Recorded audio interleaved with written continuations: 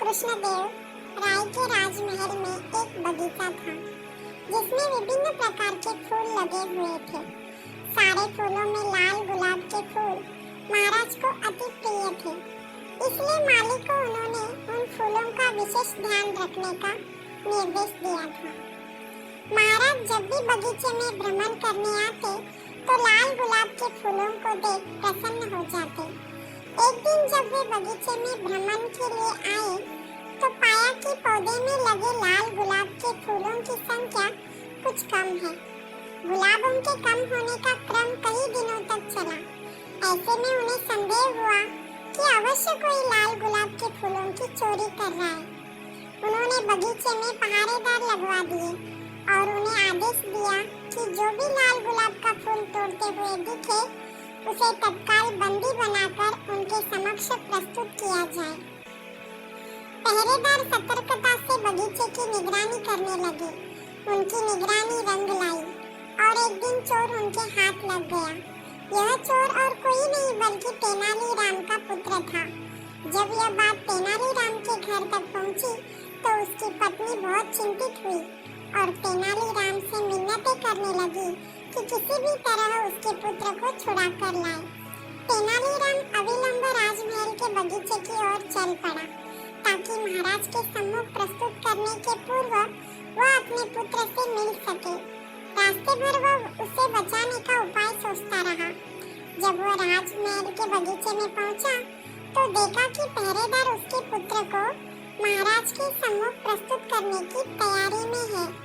जब वह अपने पुत्र से बात करने को हुआ तो पहरेदारों ने यह कहकर रोक दिया कि अब अपने पुत्र से बंदी गृह में मिलना। तेनालीराम क्या करता, दूर खड़ा अपने पुत्र को पहरेदारों द्वारा ले जाता हुआ देखता रहा। उसका पुत्र जोर जोर से रो रहा था और कह रहा था, पिताजी आगे से मैं ऐसा कुछ नहीं करूँगा, मुझे बचा लीजिए, कृपया कुछ करिए। तेनालीराम दूर से ही चिल्लाया, मैं क्या कर सकता हूँ, अपनी तीखी जुबान का प्रयोग करो, शायद वही तुम्हें बचा पाए। पुत्र सोचने लगा कि ये पिताजी क्या कह गए, क्या इसका कोई अर्थ था? वह सोचने लगा और कुछ देर में उसे पिता द्वारा कही बात का अर्थ समझ में आ गया। उसका अर्थ था कि तीखी जुबान का प्रयोग कर गुलाब के फूलों को खा लो। उसने ऐसा ही किया और रास्ते भर गुलाब के फूलों का खाता रहा। जब पहरेदार महाराज के सामने पहुंचे, जब तक वह सारे गुलाब खा चुका था, पहरेदार महाराज से बोले, महाराज ये बालक ही लाल गुलाब के फूलों का चोर है, हमने इसे रंगे हाथ पकड़ा है।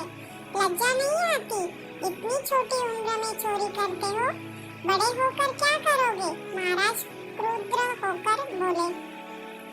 तेनालीराम का पुत्र बोला, मैंने कोई चोरी नहीं की महाराज, मैं तो बस बगीचे से जा रहा था और आपके पहरेदारों ने मुझे पकड़ लिया। कदाचित इनका ध्येय आपकी प्रशंसा का पात्र बनना है, किंतु महाराज इसमें मुझ निर्दोष को सजा क्यों? अगर मैंने गुलाब चुराए होते तो मेरे पास गुलाब भी होते, लेकिन देखिए मेरे हाथ खाली है। महाराज ने देखा कि उसके हाथ में कोई गुलाब नहीं है।